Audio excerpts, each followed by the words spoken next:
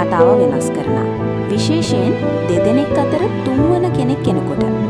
ඩිලාන් ඉක්මනින් බස් නැවතුම් පොළට එනවා. වටපිට බල. අද ඩිලාන් තීරණය කරලා ඇයව හමු වෙන්න. ඩිලාන් හුඟක් අවුලෙන් ඉන්නේ. ඒ වෙලාවෙම දුරින් නෙත්මි එනවා. ඇය එක්ක රවින්දුත් ඉන්නවා. ඒත් ඩිලාන්ගේ මූණේ එක්ස්ප්‍රෙෂන් එක වෙනස් වෙනවා.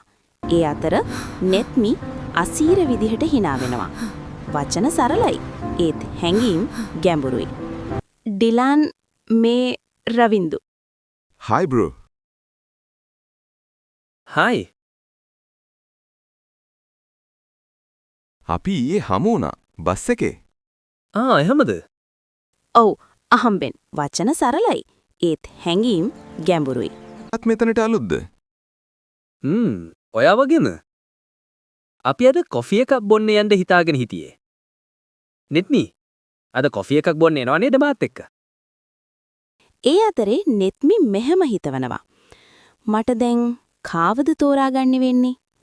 හිත දෙකට බෙදෙද්දි තීරණ ගන්න අමාරුයි. එහෙම නේද මගේ යාළුවනේ? ඇය තෝරන්නේ කවුද? මීළඟ කොටසින් හමු වෙනකන් ඔයාලා පරිස්සමෙන් ඉන්න. ඒ වගේම අපේ YouTube channel එක subscribe කරන්නත්, Facebook page එක follow කරන්නත් අමතක කරන්න එපා.